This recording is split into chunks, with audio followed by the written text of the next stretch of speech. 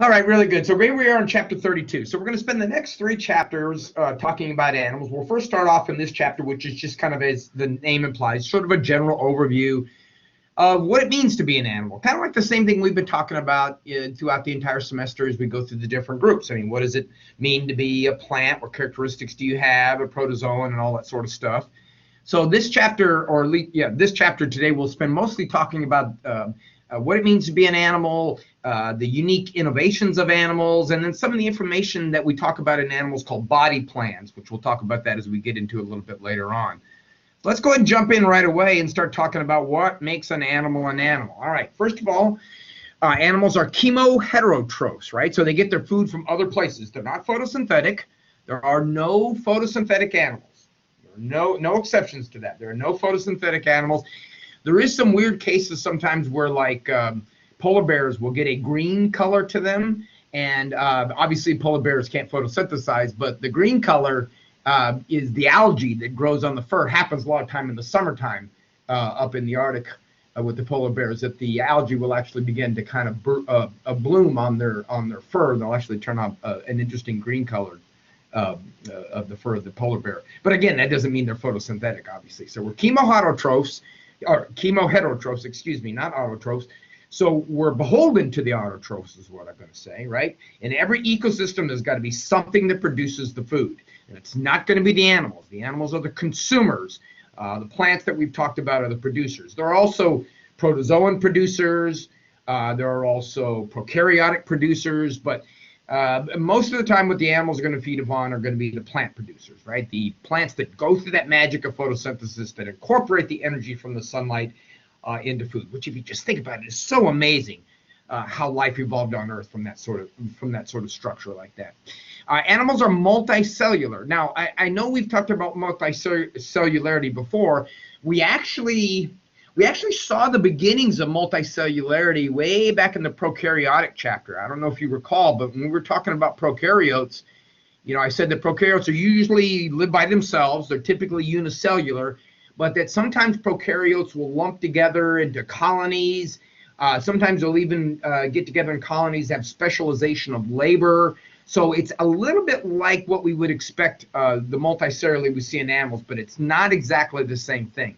Although this term multicellular is not an exact thing, okay? It is a broad range, because some of the animals we're going to talk today or some of the animals we're going to talk about as we go through the group they're multicellular, but they're more a loose aggregate of cells. And that'll make a little more sense when I get into it. I'm specifically talking about the sponges. Sponges are animals that are multicellular, but the cells still retain a sense of independence to them. Now, along with the multicellularity comes this idea of tissues. Now, a lot of time we can refer to plant tissues, but typically the technical definition of a tissue applies to only those cellular aggregates that we find in animals. So what I'm saying is animals animal tissues are typically what we're talking about when we're talking about tissues. Periphery, the sponges don't have tissues. Again, they're a loose aggregate. And what I mean by the fact that a tissue is a specialized name for something, this group of cells, is because within animals, tissues have they're structural or functional units. They carry out a particular function. So it's an aggregate of cells that work together to carry out a function. That's actually there's a really neat picture right there in the middle. This is a muscle cell. This is a nerve ending right here. And right here, if you can see up close, this is what we call the neuromuscular junction. And the neuromuscular junction, is that connection between the electrical impulses coming off the nerves connecting to the muscle cells. And of course, a collection of muscle cells makes muscle tissue. So even though we hear that word a lot in talking about plants and tissues, the real technical definition of tissue we reserve for animals, because it's a group of cells with a very strict set of jobs that it does, a very strict set of functions. So there's nervous tissue, there's digestive tissue, there's muscular tissue, all of the different organ systems in our body made up of these tissues.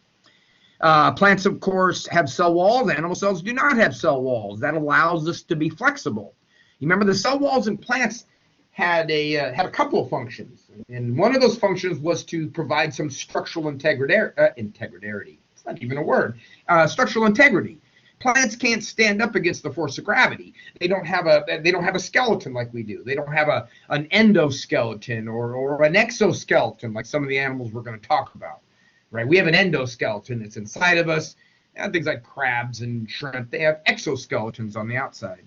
But regardless of whether your skeleton is on the inside or on the outside, they're both basically structures to help you stand up against the force of gravity, to give some shape, some integrity to the body. We don't find that in plants. Plants use the cellulose in their cell walls to be able to stand up against the force of gravity. That's a good thing, obviously, for the plants, but what it does is it reduces the flexibility.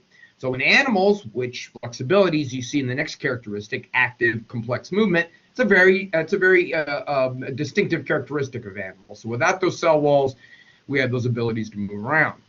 Animals are known by having active or complex movement, sometimes rapid. Now, that doesn't mean all animals are that way. It doesn't mean that all animals are that way all the time. There are some sessile or sedentary forms, for example, corals. Coral is an animal. But of course, if you've ever seen a coral reef, you realize that those animals in the coral, they're not moving around, right? They might be using their tentacles to gather food.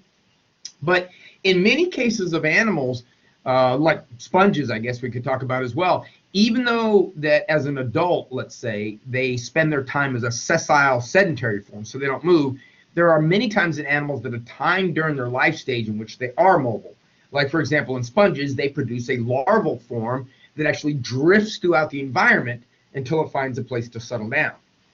Now, again, think for just a second. It's the same reason why it's important for fungi to disperse their spores. It's the same reason why it's important for mosses to disperse their spores, or why it's important for seeded plants to disperse their pollen, right? It's that whole idea of the offspring moving away from the adults because it limits the competition for resources. Right? Mobility is important because it allows organisms to be able to exploit the environment. Everybody can make use of the environment. We're not crowding on top of each other, trying to gain access to all of the same resources. So like that butterfly you see down in the picture, very complex, rapid movement, right? But in the case of some of the critters that we're going to look at, movement is not quite as obvious. Animals are very diverse. There's all different kinds of life forms. They're diverse in form. So we've got these, I forgot my pen today, so I gotta be careful not to grab a regular pen and try to draw on the screen. So we got this centipede here. They're very small in some cases, from micro to macro in size. This is a brittle star. Brittle stars are related to sea stars. Now, they have the ability to move as well. Now, they don't move very fast, but they can use those arms to get around.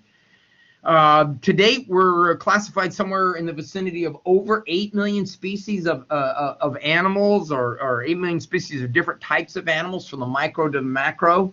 35 to 40 phyla of animals. Many of them in the ocean. Most of them are in the ocean. Life began in the ocean, so a lot of animals remained out there. So the animals have done very well when it comes to diversity. Animals, of course, are also characterized by sexual reproduction. And remember what sexual reproduction is. By definition, sexual reproduction is the mixing of genetic information as opposed to asexual reproduction. And that's done in animals for the most part by sperm and egg. No alternation of generation, right? No multicellular haploid stage, no sporophyte, no gametophyte, nothing like that. As adults, we're a multicellular diploid, and we produce single-celled haploid cells, right? The sperm and the egg. Another interesting characteristic of animals is the way they go through embryonic development, which we'll talk about a little bit later on. That's very important for understanding the diversity and for the evolution of animals, is looking at their embryonic development. This is an albatross over here. Interesting story about albatrosses. They have huge wingspans, can be up to 6 feet wide, 6 feet long, or 6 feet wide, long, however you want to look at it. And many species of albatross, in many cases, the male albatross never touches land after it's born.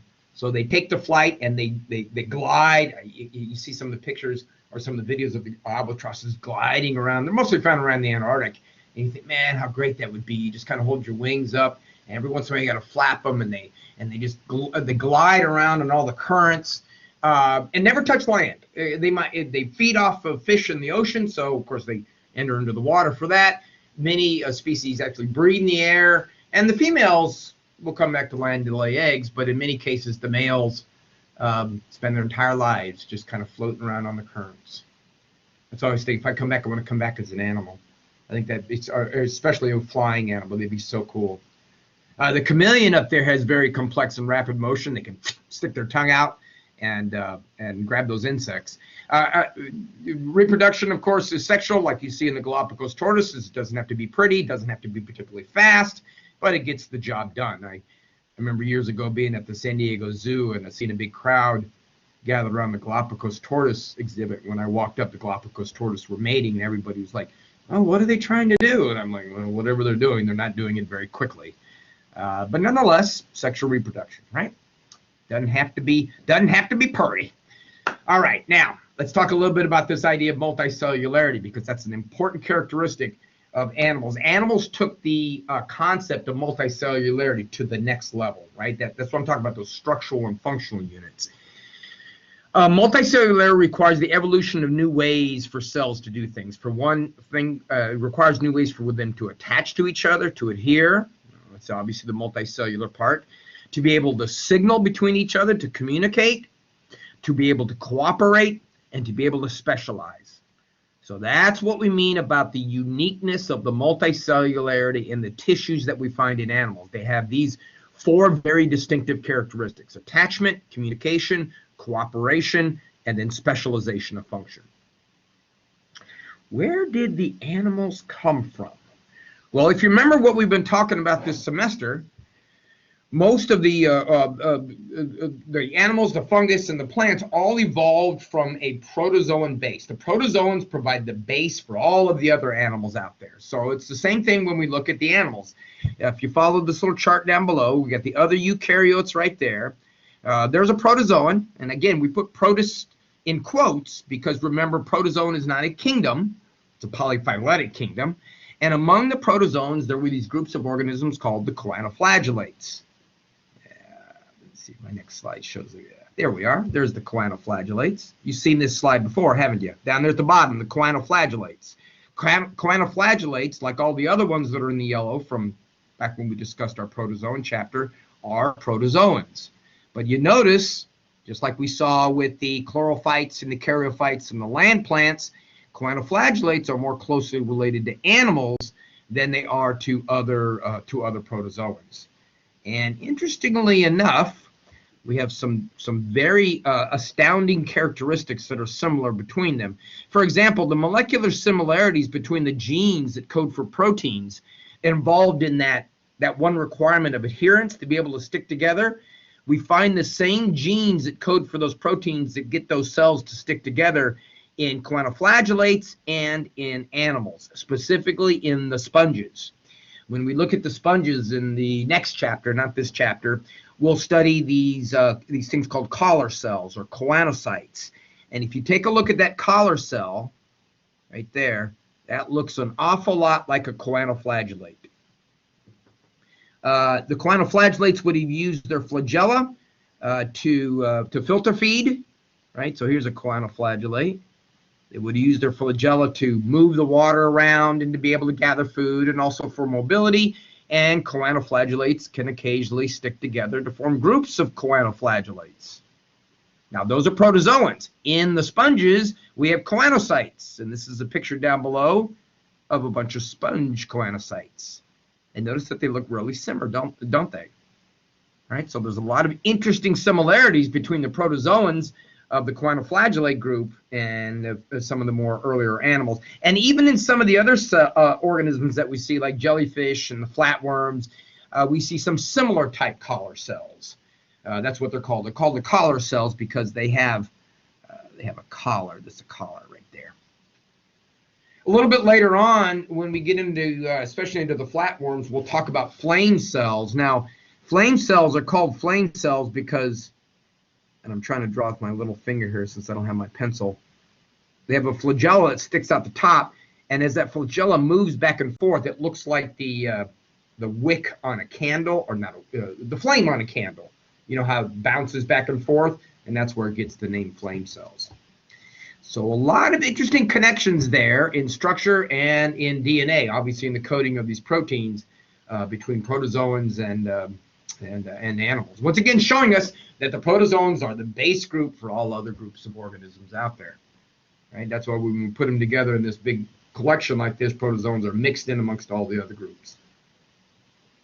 Remember, as I said, protozoans are polyphyletic. All right, some other things about animals. Homeotic genes. Now, I discussed this back when we discussed evolution a while ago at the beginning of the semester, but homeotic genes are genes that control body part placement. They're found in animals, they're found in plants, and they're found in fungi. So homeotic genes are not unique to animals.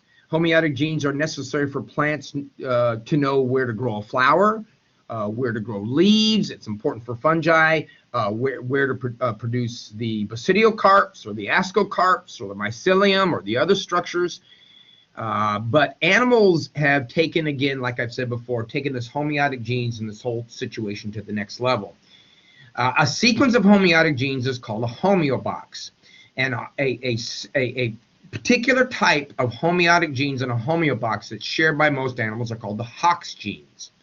And what we have looked back through time is we found out that a lot of the things that we see in animals today have come about, we believe, because of changes to those Hox genes, either duplications or shuffling, moving them around. And what that has allowed or animals to do is, since there are many ways to regulate the development, you can end up with many different changes in morphology. So this allows animals to have lots of different shapes, lots of different types. Now, what I got in the picture down below, the colors there, looks like fruit striped gum a little bit. But we're looking at those colors represent the influence of certain genes on different parts of the body. And if we look at some of the more simple types of crustaceans, we find that these homeotic or Hox genes are spread throughout the body, so there's lots of legs. But you notice when we get to the grasshopper, there's more division of where those different genes influence, right? So the one gene that's controls antennapidia, all right, it's going to be up in the thorax region. The ultrabithorax is the part with the leg that's in the red. And then the abdomen is controlled by a different gene. It's similar in animals too. So on the right, you see the Drosophila fruit fly up at the top. All those little boxes and those lines represent genes that are found on the chromosomes. Drosophila have one homeotic gene. We have 4 homeotic genes, right? Hox A, B, C, and D. And modifications of those genes and shuffling of those genes and duplications of those genes has led to the diversity we see not only in insects, but you can see in the developing human embryo as well. Very important. I read a paper one time about how it was possible to generate so many different varieties of dogs in such a short period of time. Dogs, remember, are domesticated wolves, and we only domesticated wolves, I've seen anywhere between 10 and 20,000 years ago. Human beings began to select and domesticate dogs, or wolves eventually becoming dogs. And 10 to 20,000 years ago, that's yesterday in evolutionary time, right? That's just the other day. So the question is, how did we end up in such a short period of time having all the different breeds of dogs?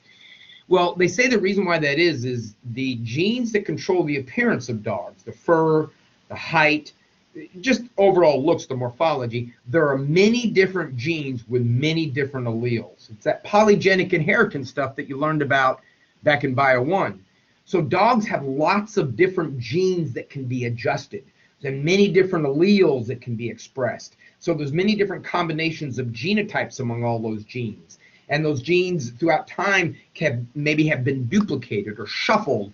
So the reason why in a short period of time we get so many different types of dogs, breeds of dogs, even though they're all the same species again, is because there's many different genes that control the way a dog looks. and you can easily flip the switches on those and make big dogs and little dogs, and dogs with fluffy hair, dogs with the coarser hair, and all the other different varieties that we see in dogs.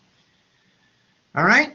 Now, in terms of embryonic development when it comes to animals, first we're going to start off with a zygote, right? Zygote is that first fertilized, that egg cell, that first cell. It's when the egg is fertilized by the sperm, it becomes a zygote. The zygote is single-celled and begins to divide. First, it divides into an 8-cell stage, right, through cleavage. Then it continues to divide and it forms a blastula. Actually, right before it forms a blastula, it forms something called a morula. A morula is a mass of cells. I think it's Latin, if I remember correctly, my terminology. A morula is a group of grapes, from the Latin, a group of grapes. So we get a group of cells that's a morula. Then that morula grows into a blastula. Now that blastula is a sphere, but it's not a solid sphere. It's actually a hollow sphere, right? You take a cross section through a blastula, and inside of the blastula, there's a blastocele.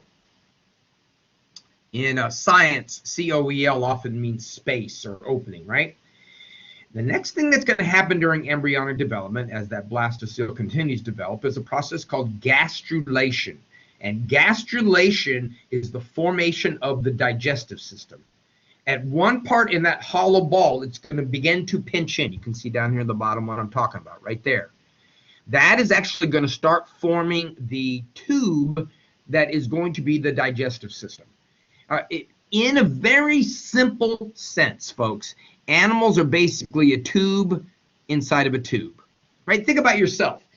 You're a tube, your body is a tube, and your digestive system from your mouth to your anus is a tube, right? So animals are a tube within a tube, and that tube that forms on the inside begins to form during the gastrulation process. And eventually that gastrulation is going to continue until you end up with something down below, which is what we call an archenteron. Now, the archenteron literally means primitive gut. Primitive gut. That opening, or that place where the cells begin to invaginate and fold in on themselves, is called a blastopore. And when you form the archenteron, you start to form different tissue types too. And that's important because, as I said, animals are all about the tissues. You get endoderm, right, which is on the inside. You get ectoderm, which is the blue. And then another one that's not listed, but we'll see later on, in between the ectoderm and the esoderm is the ectoderm and the endoderm is the mesoderm. I'm trying to say too many things at once, right? So again, ectoderm on the outside, endoderm on the inside, mesoderm in between. There's the blastocele. The blastocele has shrunk as the archenteron. Now, the archenteron is going to eventually punch all the way through until you have the mouth and the anus. In many animals, there's actually more than one larval stage. A larval stage would be like the caterpillar and the butterflies, or the pupae or the larvae in our buddy the mosquitoes. Larva is a sexually immature stage, and oftentimes is morphologically distinct from the adult, and it sometimes eats different foods. There's another interesting aspect of cooperative living among organisms. Caterpillars eat different food than the butterfly. The pupae and the larvae of mosquitoes eat different foods than the adult do, right? So that means that these organisms can live in the same environment and undergo what we call resource partitioning, right? Did I spell I think partitioning's got an A. Isn't that supposed to be an A? I believe that's supposed to be an A right there. But regardless, resource partitioning means that you can all live in the same environment without competing with each other for the resources. Speaking of mosquitoes for a second, the larvae of a mosquito actually, of course, has to breathe. They don't have gills.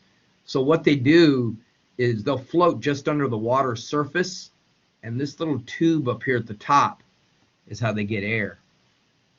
So the egg develops into the larvae, and the larvae then it respires through that little tube that sticks up through the surface of the water.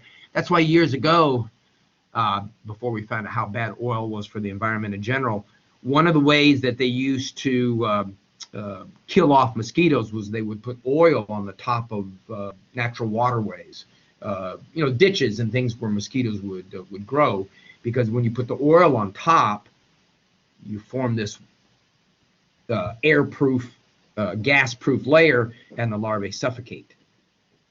It was effective against killing the larvae, but unfortunately, like I said, it wasn't horribly good for introducing oil into the environment. And now we just use other less nasty, but maybe not so less nasty things like pesticides and those sorts of things. All right, now a little bit about metamorphosis into a juvenile. A larvae is sexually mature and does not look like the adult. A juvenile looks like the adult but is sexually immature. All right, so larvae develop metamorphosize into a juvenile, and then juveniles grow into an adult. Okay? All right, let's go back and kind of take a look, another little brief history lesson. We talked about this before. So we're estimating somewhere in the vicinity of over 8 million species of animals. To date, we've named about 1.3 million species. So there's lots of animals out there left to be discovered. Usually not a lot of big ones. So sponges or porifera, the phylum Porifera, are considered asymmetrical. Radially symmetrical animals, what we mean by radial symmetry is you see in the black lines. If you draw a line through the center of a radially symmetrical animal, you divide it into equal halves no matter where you draw the line. Right? So no matter what axis the line is drawn off, you divided the animal into equal halves. Radially symmetrical animals tend to be sessile, okay? However, many times they tend to have planktonic larvae. The advantage to being radially symmetrical, and you have to think about this, folks, if a particular characteristic was nothing but disadvantageous, then of course through time you would expect evolution to have weeded that out. Now remember, I'm kind of speaking in the opposite, because it would have actually favored those that weren't radially symmetrical. But there are animals today that still have radial symmetry. For example, this is a sea anemone. So there must be some advantage to being radially symmetrical. And one of the advantages is the fact that a radially symmetrical animal can move in any direction, right? It doesn't have a front and a back. It doesn't have to turn around to go in a different direction. Now, sea anemones don't move very quickly, but they can move. They also can have their sensory system in such a way so they're always looking around them at 360 degrees. If you jump down below and you look at that sea turtle, you can see that being bilaterally symmetrical, which means you have a left and a right. You have a dorsal and a ventral, top and a bottom. You have an anterior, which is the front, and you have a posterior, which is the back. So no, you can draw a line, but you're not going to divide that animal in equal halves. Being bilaterally symmetrical, you're going to only have most of your sense organs up front. But there is a big advantage to being bilaterally symmetrical, and it's what we call cephalization. Cephalization is the term we use to refer to a collection of nervous tissue, eventually becoming a brain, at the front of the animal. Right? Another advantage of being bilaterally symmetrical is the ability to move, mobility, consistency of direction. Right? A bilaterally symmetrical animal can move in one direction for a period of time. They're not just kind of wandering around in the same place. But now, just for a second before we go on to the next slide, let's think for a moment what the advantage would be to having cephalization, right? Having all those sense organs up in the front of your body.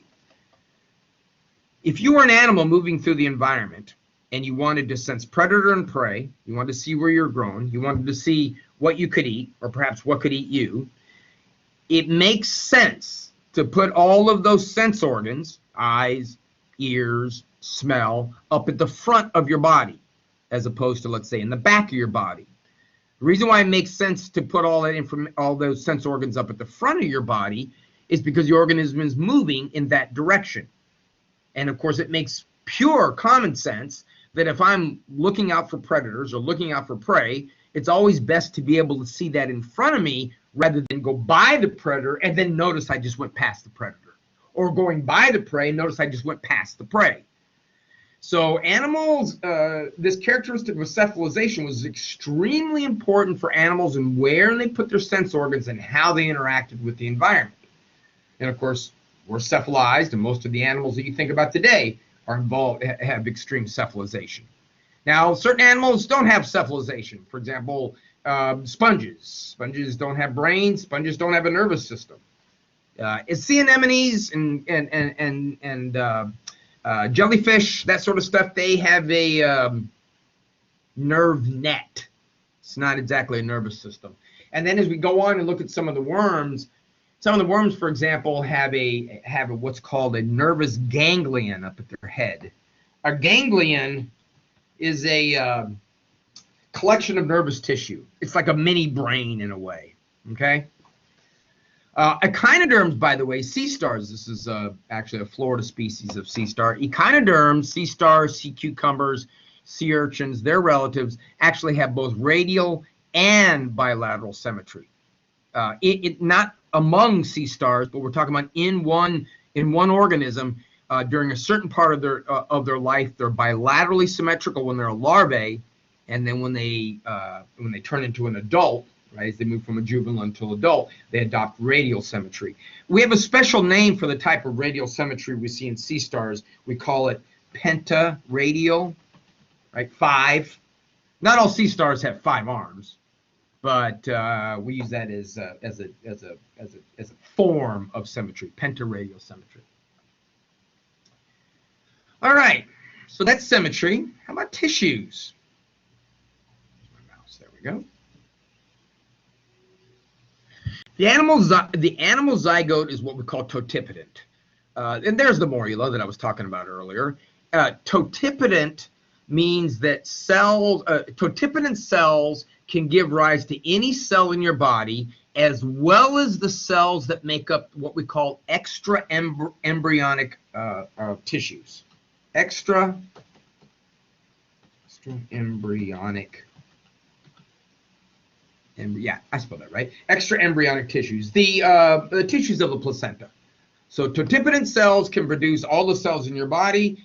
Remember, we start off as one cell, the zygote, and then a morula, and then a blastula. Then you see a blastocyst, right? The blastocyst is a blastula with the blastocele. And out of that blastocyst, we have pluripotent cells. Now, pluripotent cells are different than totipotent cells. Totipotent cells can give rise to any cell in your body, cells that make up the circulatory system, the nervous system, the immune system, just like the pluripotent cells. But pluripotent cells cannot give rise or don't give rise to cells of the placental interface. This is the whole stem cell thing, folks. If you think about it, if you take a totipotent cell or even a pluripotent cell, if you activate the right genetic information, can become any of these other types of cells of the circulatory, the nervous, or the immune system, for example. Once those cells have become a cell in that system, then they're called unipotent. Then a heart cell is always going to be a heart cell. Remember the way it works in your body, all of your cells have all the same genetic information, minus the gametes, right? We're not talking about those. But all of your cells have the same genetic information in them. It's what genes get turned on and get turned off that decide what those cells are going to be. So the interest in stem cell research is that, as say, for example, you would like to grow a heart, if you will. If you go back and you get a pluripotent stem cell and you turn on the right genetic information, then you can turn that cell into cardiac cells, right, for the heart. If you wanted to replace parts of the immune system, you could turn on that genetic information. So a pluripotent cell is a blank slate, if you will. Depending on what genetics you turned on determines what kind of cell it's going to become. Here's some pictures up here in the upper right showing an actual animal going to develop. There's the zygote, the 4-celled morula. There's the blastocyst, and of course the blastocyst with the blastocele on the inside. And of course, as we said, what's going to happen is that's going to pinch in and form the arc enteron. All right, and from that point, those cells are going to form all the different unique body tissues, connective tissue, skeletal tissue, cardiac tissue, and again, other organisms you might see referred to having tissues, like plants, but the technical true or the more precise definition of tissues is going to be the kinds of cell collections that form the very unique functional groups of cells that we see in human beings. All right, now step back for just a second. Not all animals have tissues. For example, those groups of animals like the poriferates, the sponges, have no defined tissues. They have no defined tissues, therefore they have no organs. We call them the parazoa. Now, one thing about being parazoa, though, is fragmentation is possible. But what we mean by that is if I took a sponge, and they've done this, take a sponge and you take it on a grater and grate it up into little pieces, each one of those cells can grow back into a full sponge. Right? Think about it, it's different than you couldn't grate up human cells off your skin, take a pile of these grated cells, and then whoop, another individual would grow out of that. Right? That's because the way that the cells develop is very much different in the parazoa versus the ones who have well-defined tissues like you and I, which we call the eumetazoa. Zoa in this case refers to tissue. Meta is going to be, zoa is going to be animal cells. Metazoa is a collection of animal cells, and the U refers to these are true animal cells. These have well-defined tissues, well-defined organs, irreversible differentiation. That's why you can't fragment a eumetazoan critter and get other eumetazoans. That's why you can do that with a sponge, though, because they don't have irreversible differentiation. Makes this very different from the rest of these. All right, now sticking with tissues for a little bit. One more slide. Animals are either triploblastic or diploblastic.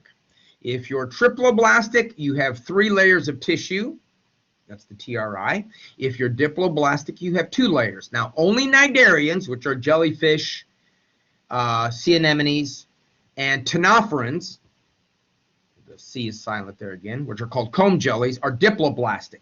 They only have ectoderm and endoderm. The rest of the organisms out there, the rest of the animals have 3 layers of tissues. They have the outer covering, which is the ectoderm. Now, what we're talking about with ectoderm, mesoderm, and endoderm, we call these embryonic tissues. So they're the first tissues that are going to form, and they're eventually going to form organ systems in the body. So that embryonic ectoderm is going to become the body covering, the integument, the skin, the nervous system. The mesoderm, among other things, is going to form the skeletal structure, the muscular system. The endoderm is going to form a lot of the visceral organs, the digestive organs, the intestines.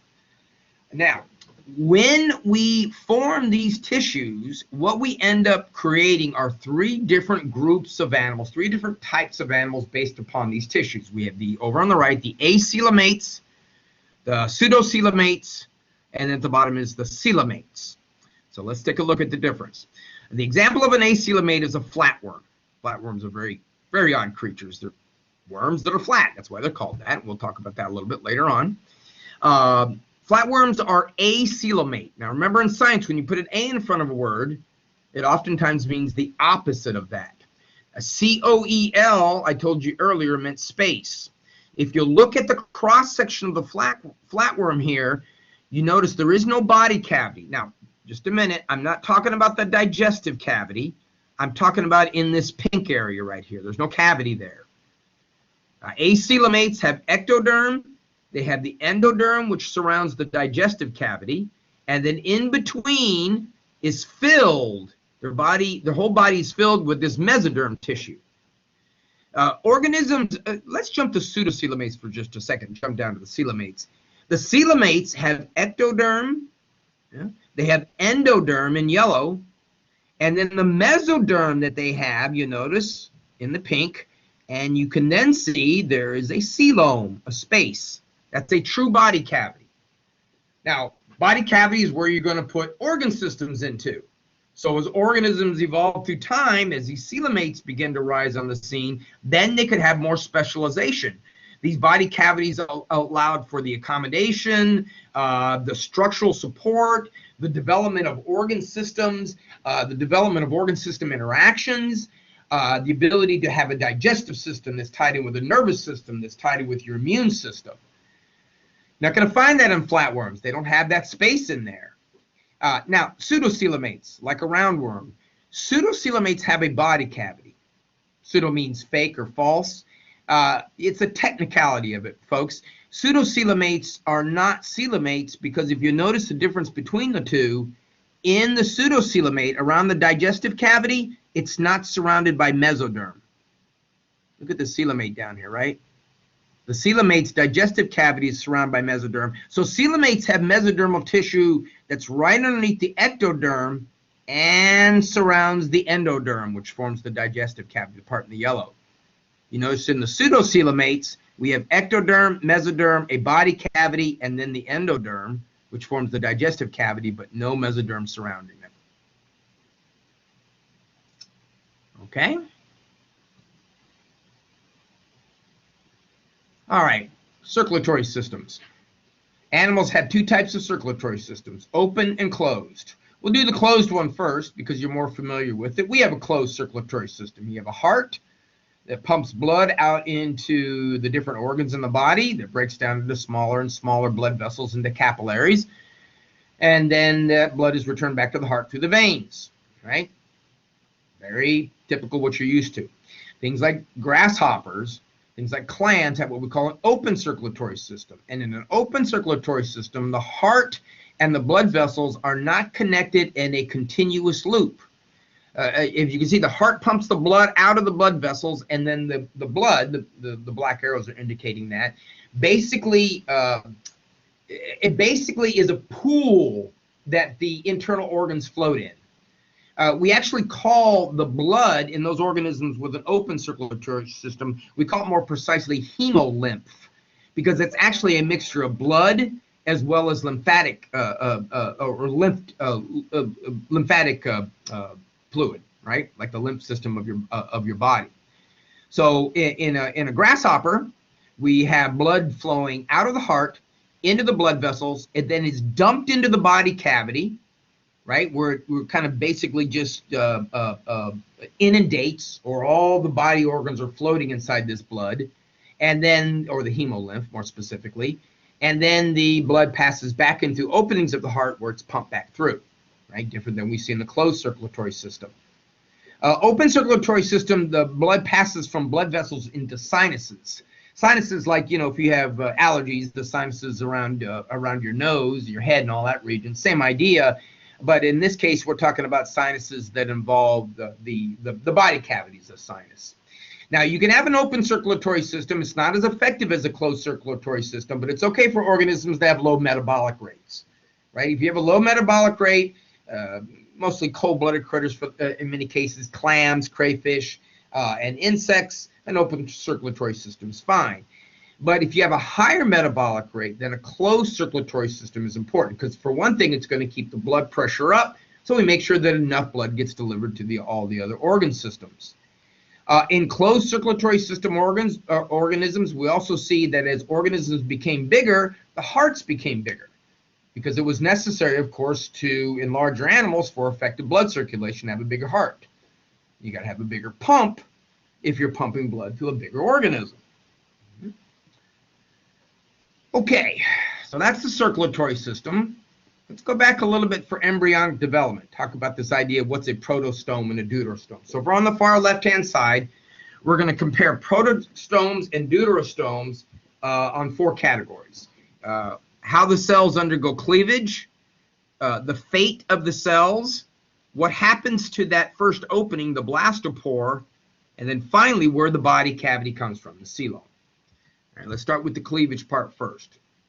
If you're a protostome, when the cells are dividing, they divide in such a way that we call spiral cleavage. And you can see the way it works if you look at the picture there. That first layer of cells, the part that's in the yellow, when the other cells divide or are formed from division through mitosis, and the blue cells form, they are arranged in between the yellow cells. So it's kind of twisted, right? See where the lines between the cells are? That's why we call it spiral cleavage. On the other hand, deuterostomes have what we call radial cleavage. And radial cleavage, as you can see right there in the picture, is just the way it looks, right? Radial cleavage involves the cells that are form within the breaks between the previous cells. As far as the fate of the embryonic cells, in protostomes, embryonic cells have what we call determinate development. So it's back to that totipotent and pluripotent stuff that I was talking about earlier. In a protostome, once you've reached the 4-cell stage, once you've got to that 4-cell embryo stage, those cells are already predetermined as to what they're going to be, what part of the organism's body they're going to produce. So if you remove one of those cells, development of the organism is arrested. In other words, the organism won't develop. But that's different in deuterostomes. Deuterostomes have indeterminate development. All right, and among deuterostomes in indeterminate development, if you remove a cell, each of the other cells are not affected, and you can still form normal embryos. Now, if you wonder why I got those pictures of those two guys there, this is a picture of a couple of identical twins. This is how identical twins are possible. Humans are deuterostomes. So during embryonic development, what happens with identical twins is the sperm fertilizes one egg, and then for reasons, sometimes it's genetically related, that egg then divides, and since those cells have indeterminate development, each one of those cells that comes out of the egg dividing can then form, in this case, a complete human being. Can't do that in protostomes. In protostomes, the blastopore, that first opening, see the yellow, that's forming the archenteron, the gut. You see the space right in between, that's the blastocele. That first opening is going to become the mouth. In deuterostome, the first opening becomes the anus. So all deuterostomes start off with an anus and then form the mouth second. Protostomes form a mouth, and then if they have an anus, not all protostomes have a mouth, they form the anus second. So it's mouth, then anus in the protostomes. It's anus, then mouth in the deuterostomes. As a matter of word, protostome, stome is mouth, proto is first, deutero is second. So protostomes form the mouth first, deuterostomes from the mouth second. All right, and finally, the formation of the coelom. In protostomes, there's the archenteron that you can see. The coelom forms from cells of mesodermal cells that are found in the blastocele. So there are cells that are floating around in the blastocele, in that space. Remember, this is a three-dimensional sphere that you're looking at. You just cut it open. And those cells are going to grow and form eventually until they form a full body cavity of mesodermal cells. However, in deuterostomes, the cells that form the coelom or form the mesoderm are actually going to arise off of the endoderm. And then they will eventually pinch away from the yellow, the endoderm material, and form the body cavity. See what I mean by the archenteron? As the archenteron continues to grow, it forms a tube within a tube. So it starts the mouth until it grows over here to the anus, or it starts with the anus until it grows to this side and forms the mouth.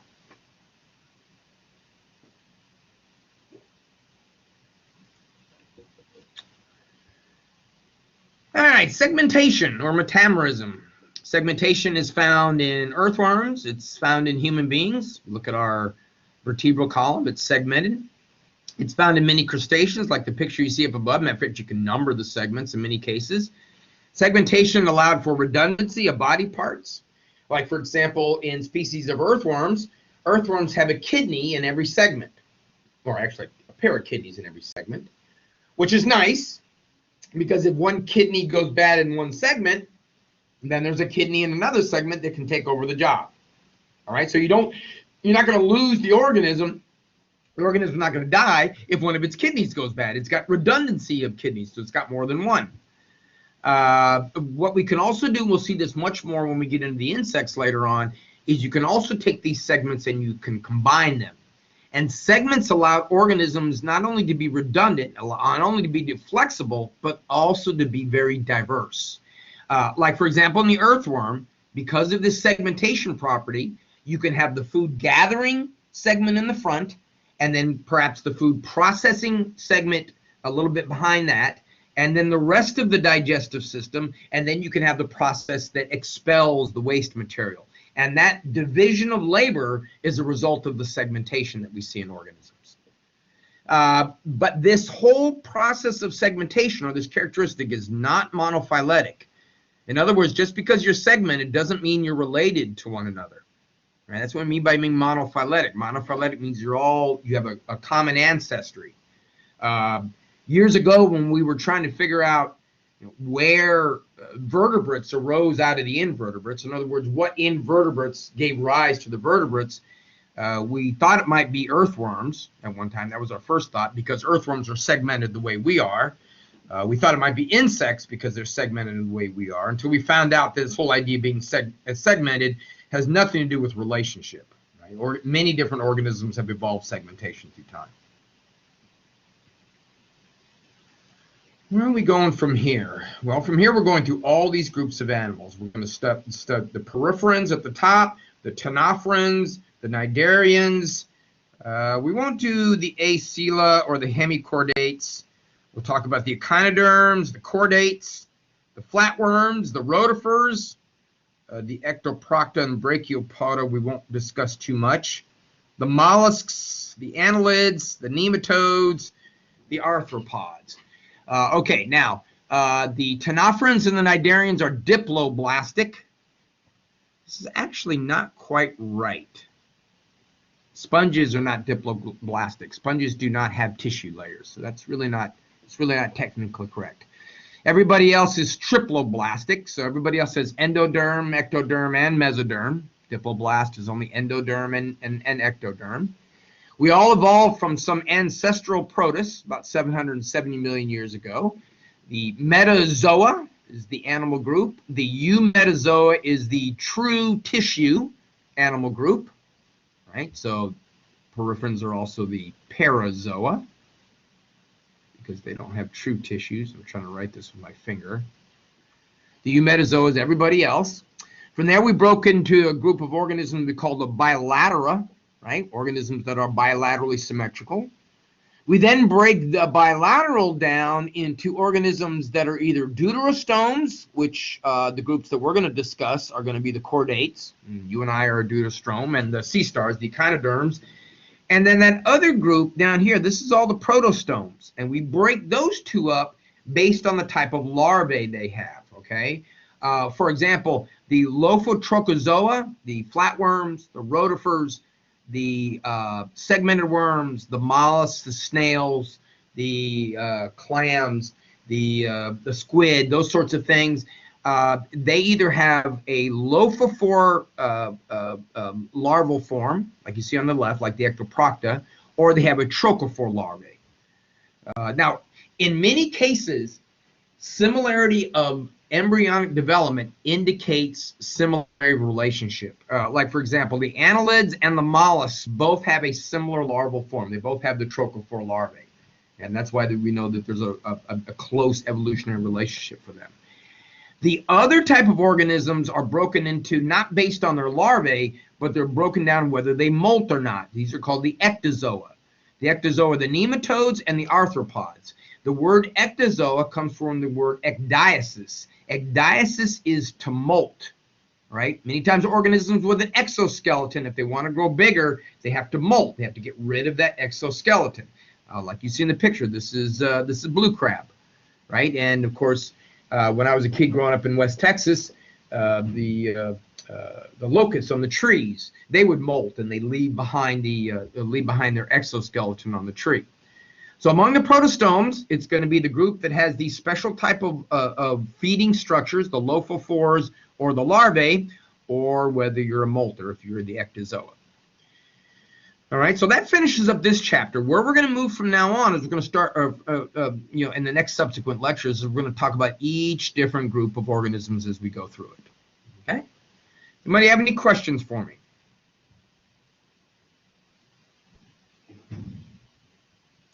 All right, folks, that's all I have for today. I'll stop the recording.